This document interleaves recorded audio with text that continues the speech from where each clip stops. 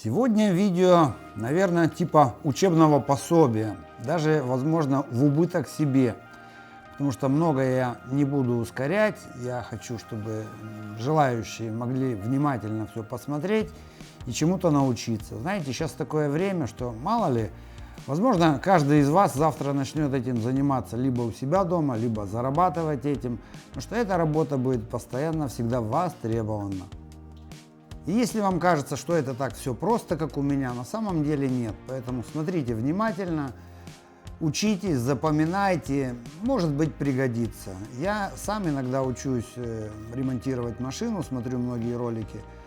Настолько ускоряют, что там ничего невозможно понять. Злишься, бесишься, ищешь другой, находишь адекватного чела. Ну и вот поэтому я таким способом сегодня сделаю видео. Более-менее, я думаю, что-то вы возьмете. Если будете внимательно смотреть, ну что-то хотя бы в подсознании останется. Всем приятного просмотра. Не забывайте за подписки. Кстати, видите, у меня уже скоро 10 тысяч. Всего лишь каких-то 50 человек. Давайте помогите, может, подтянуть. Конечно, ничего не изменится особо, но все-таки приятно. И многие за меня тоже переживают. Всем спасибо. За донаты тоже премного благодарен. Не в защите это как обиду какую-то. Это тоже поддержка и моральная. Ну, поверьте, просто угостить друг другом кофе — это просто нормально в обыденной жизни. Так и здесь.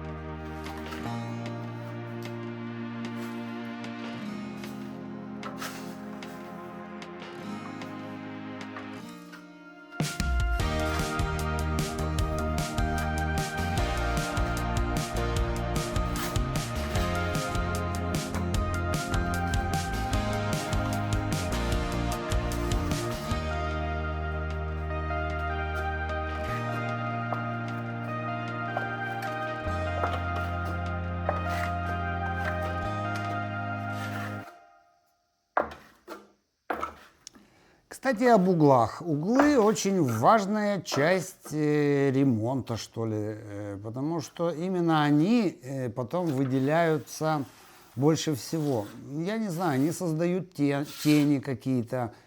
То есть визуально, если угол ровный, квартира смотрится уже красивее. На стене вы как бы не очень заметите какие-то неровности. Но если кривой угол, он тут же бросится в глаза.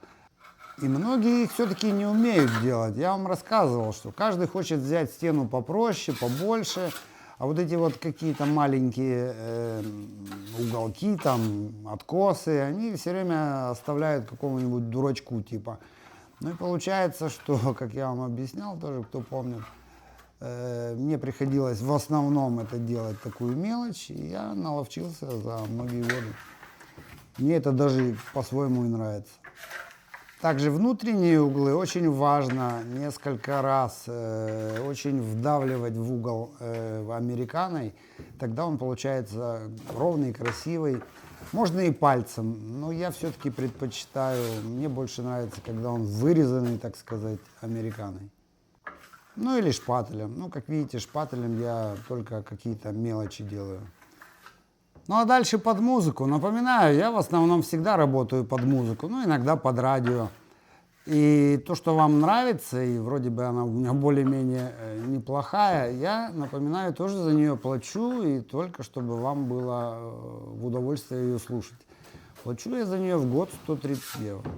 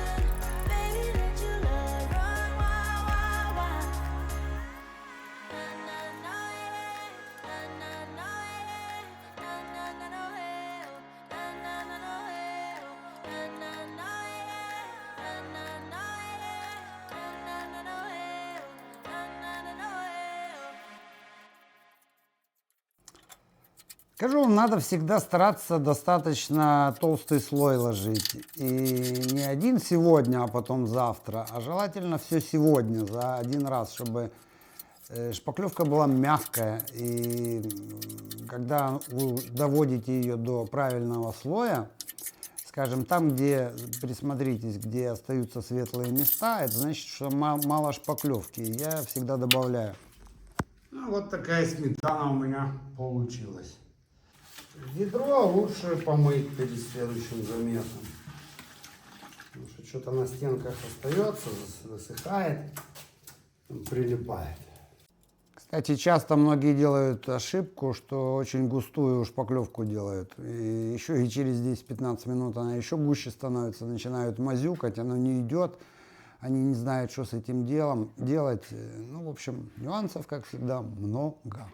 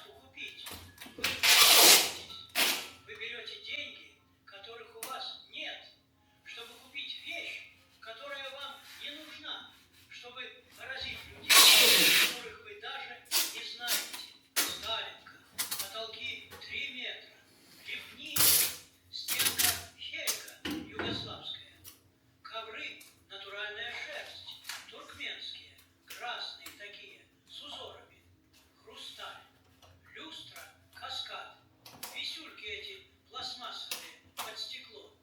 Но тогда казалось богатство, Версаль. Гараж был забит под завязку. Лодка резиновая, Уфимка, кажется.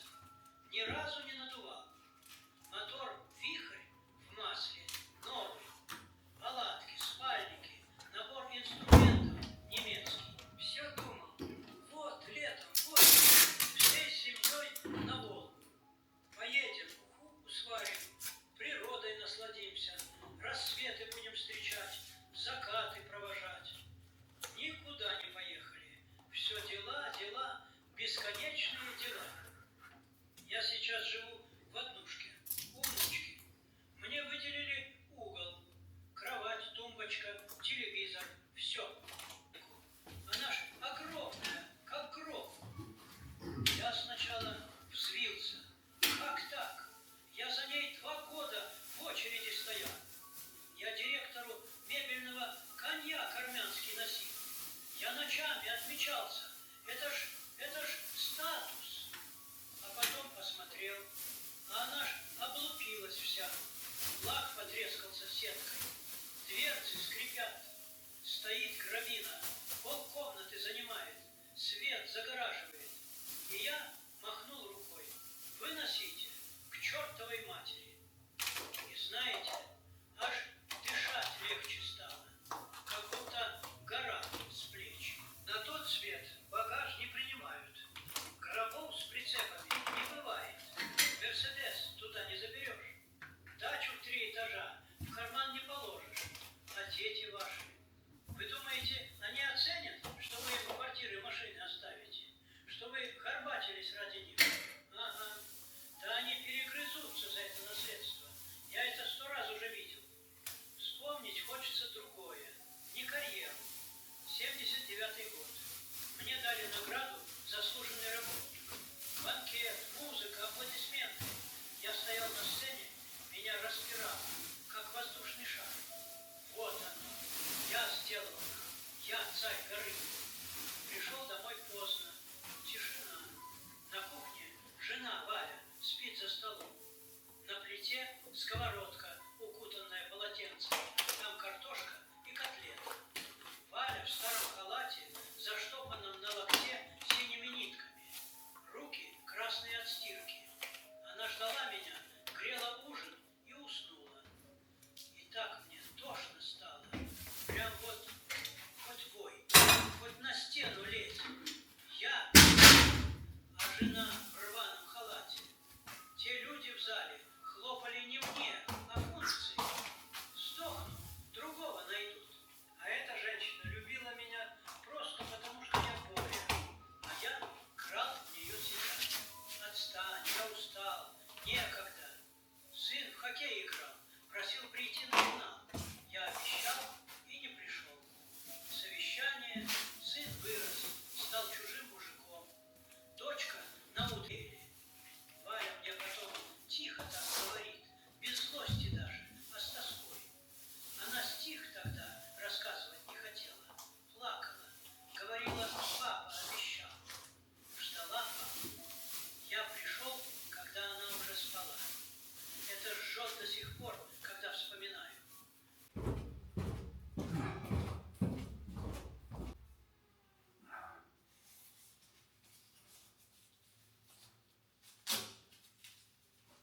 Ну, не всегда я музыку слушаю, тут что-то какой-то видосик включил, да и думаю, оставлю уже, пусть будет фоном, может и вам интересно.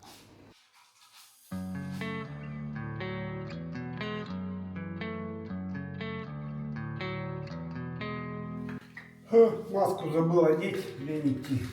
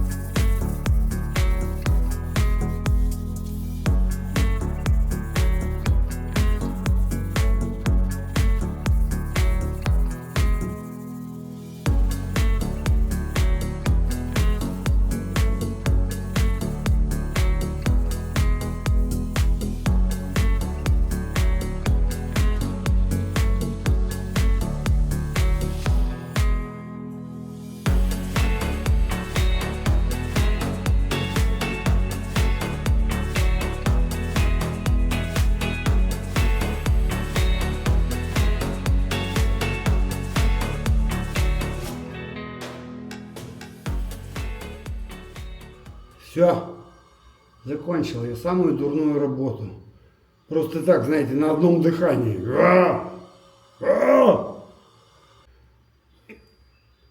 Вот по-другому тянуть, это беда. Взять кого-то, конечно, классно. Я сколько сделал? За полдня зашкурился. Ну, соответственно, нормально заразовал, зашпаклевал, блин. А вот дай другому, он плохо зашпаклюет, приведи, который не умеет шкурить, он еще тебе в 3 раза дольше будет делать. И вам работа выйдет просто капец, я говорю, что. Если ты берешь небольшую сумму, берешь рабочих, ты ни хрена не заработаешь. Вот так вот.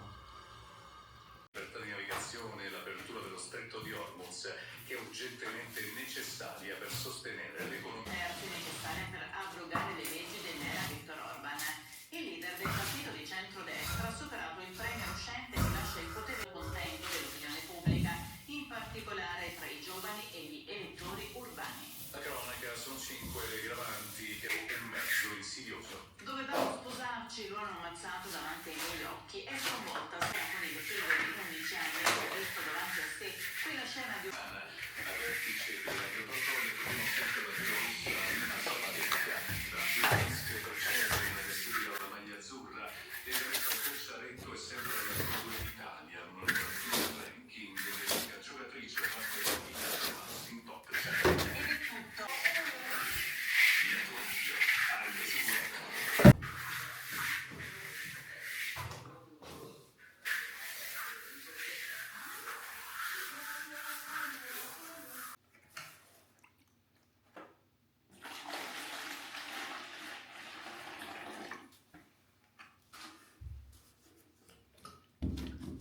Грунтовка.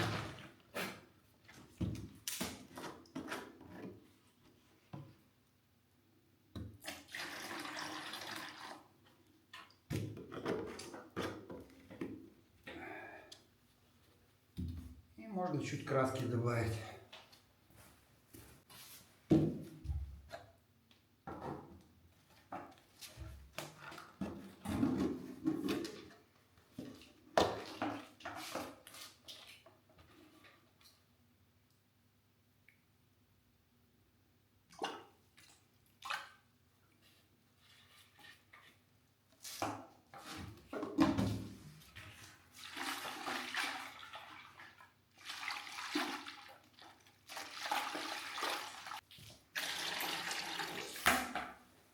Грунтовка убирает пыль, плюс она более твердой делает поверхность. И очень важно ее разводить так, как написано, 1 к 5, 1 к 6.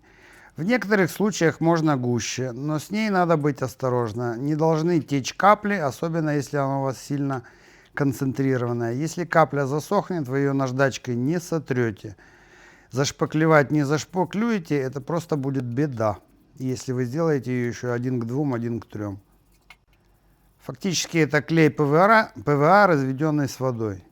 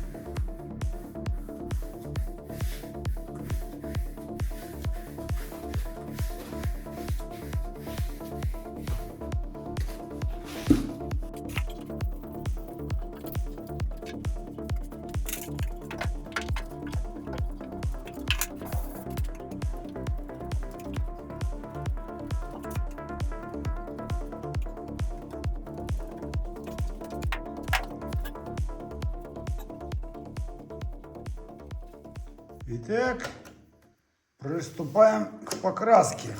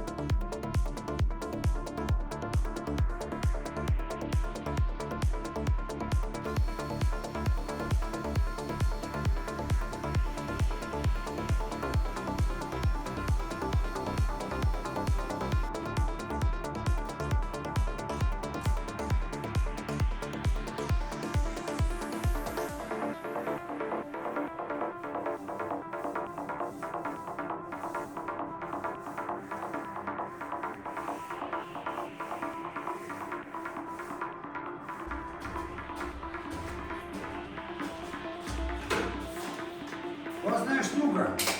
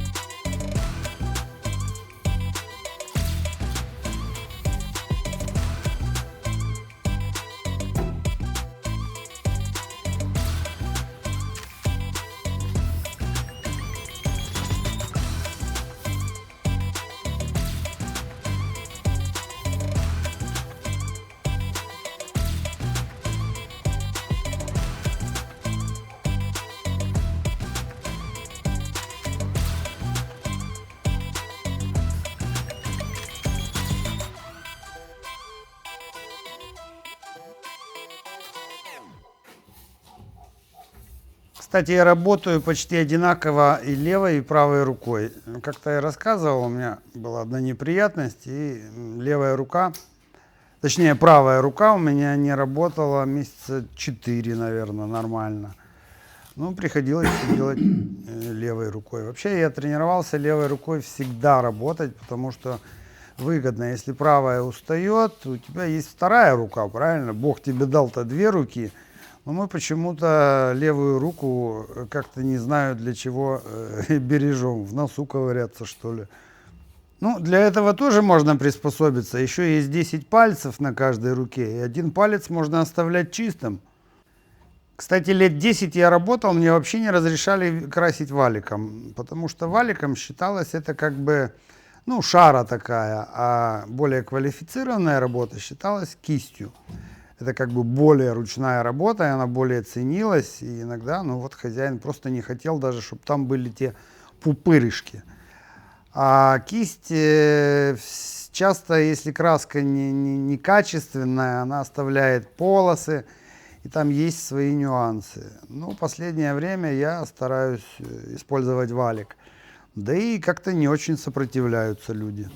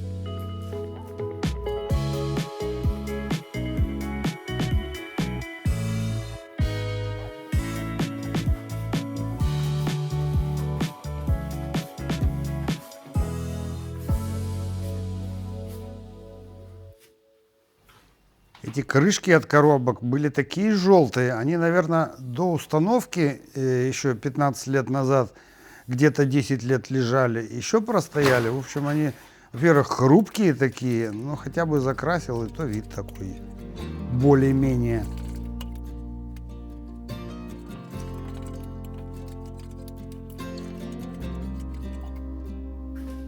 Пошли дальше. Тыринь. Это надо покрасить. Уже все, грунтовка готова. Откроем окошко.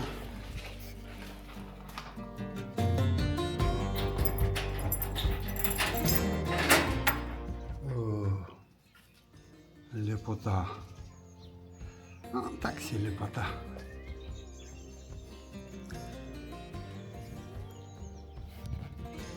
Для меня больше кайф. Ария, воздух. Блин, еще здесь делать надо. Сука. Так, некогда расслабляться. Пошли красить. Не знаю, мне здесь надо руло. Надо, не надо, что мне красить руло? Нет, не надо.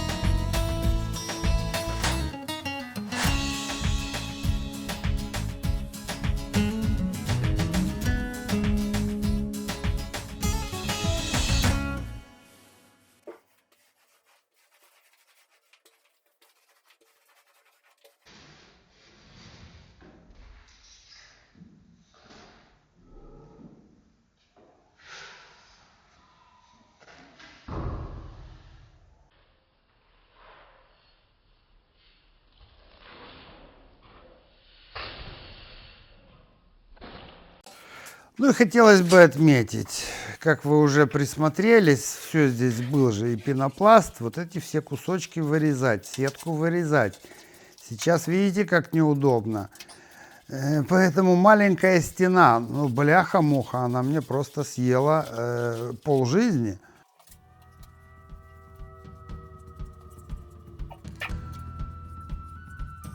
Все.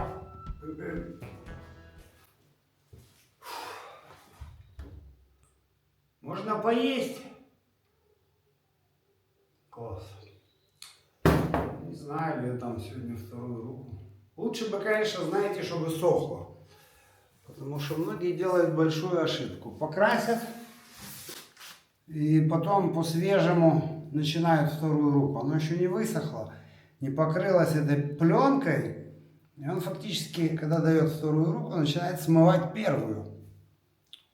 Но ему что? Некоторым, я же мажу, я же руками машу, в конце дня мне дать деньги. Ну, уже, в общем-то, почти высохло. Уже другой бидон, не? Еще. Еще надо тут. Я не знаю, что делать с этой стеной. По идее, тоже ее надо в белый покрасить. Уголок туда-сюда. Это все мелочи. И там как-то надо этот угол, блин, выровнять. Хер знает как. О грязных делишках, конечно же, они не будут, пока еще не в классе, не будут препятствовать.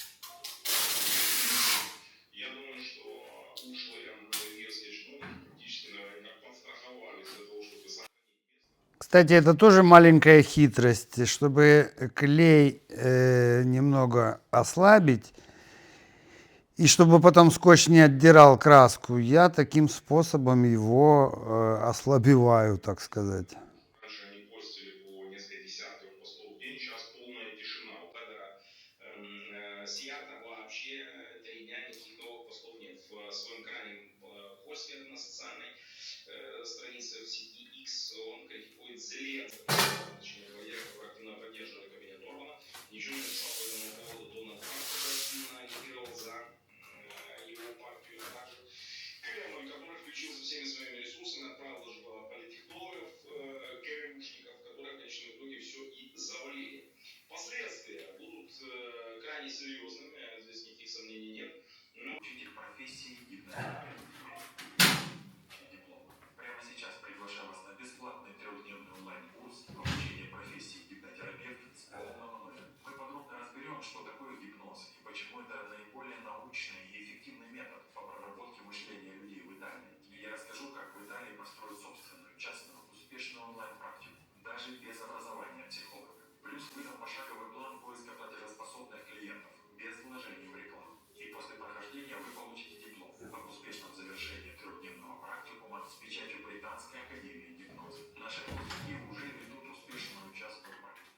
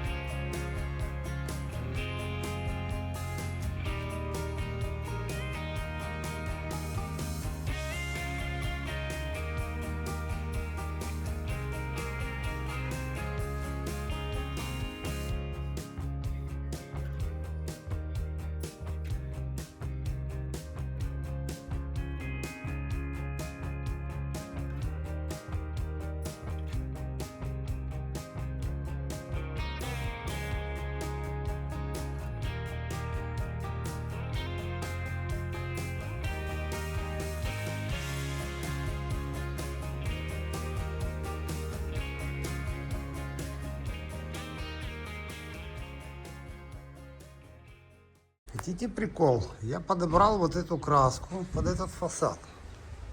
Она похожа, не? Но когда я покрасил фасад, она стала такая. Как это вообще, что происходит? Ну как это? Уже я приготовил одну краску, покрасил другой. Или она на солнце что-то с ней произошло?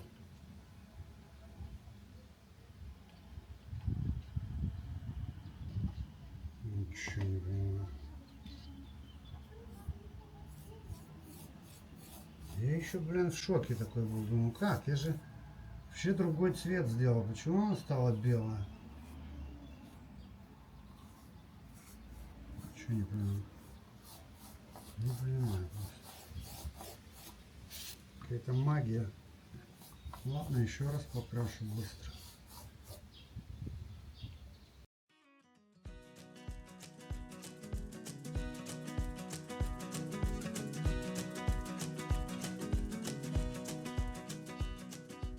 Вот оно сохнет.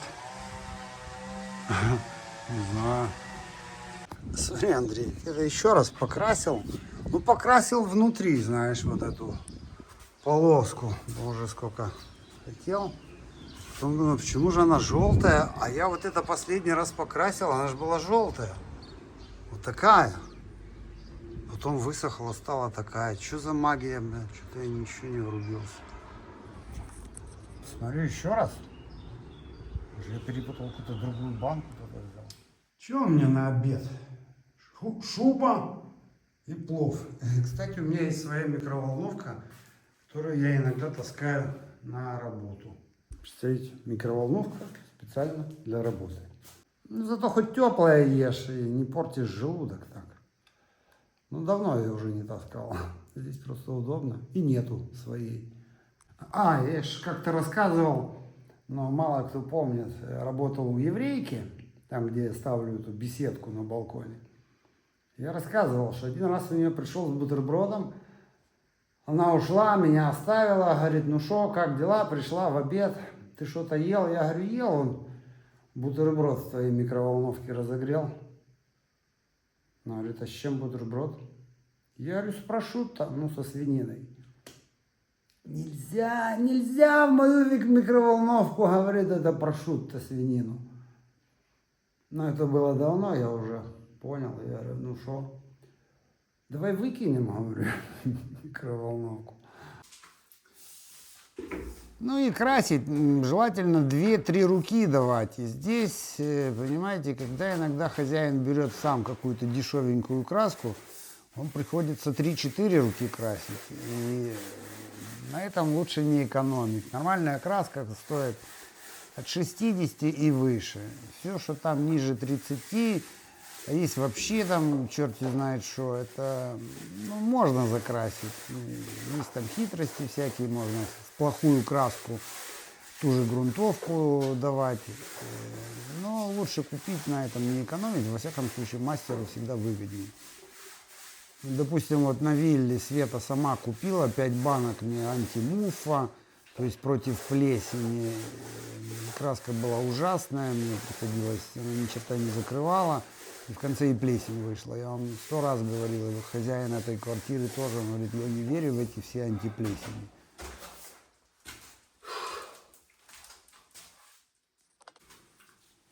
Ну и мой термосифончик. Блин, я тоже сколько наигрался с этой нишей. Пенопластом я все там с другой стороны обложил. Ну ничего, хозяин доволен, мне тоже нравится. Ну, а многие говорят, а что ты его под окном не поставил? Бо под окном торчал бы, а туда утопить не получалось бы. И вообще он здесь легче сделать его было.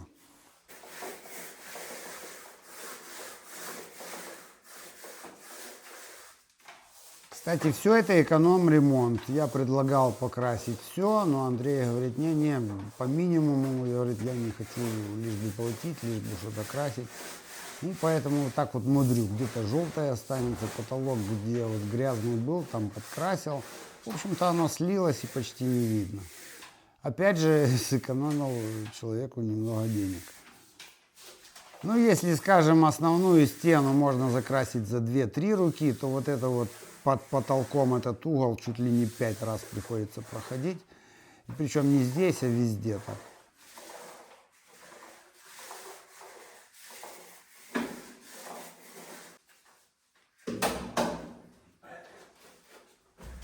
Кстати, этот валик вместе с этой палкой я купил в этом экшене, о котором рассказывал. Магазин тут хитрый, китайский. Я не помню, но, по-моему, что-то то ли 10, то ли 12 евро. В общем, копейки.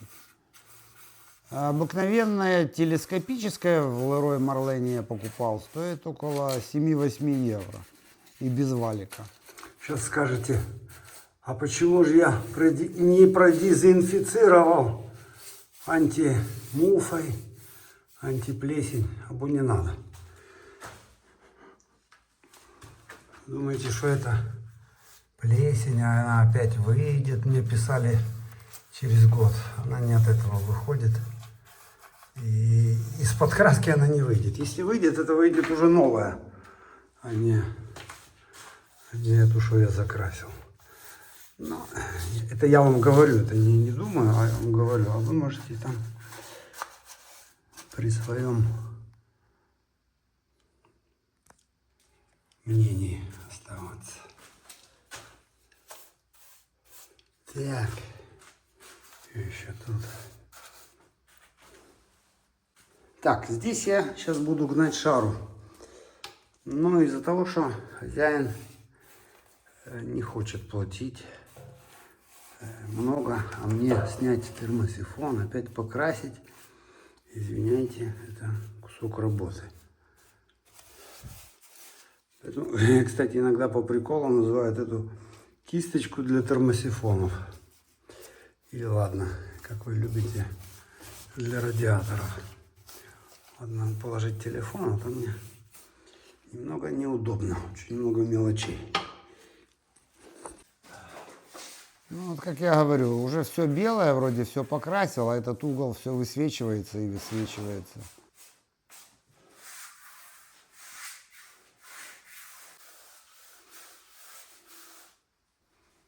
Уморил я вас сегодня, но спасибо, кто досмотрел до конца. До следующих видео. Всем пока!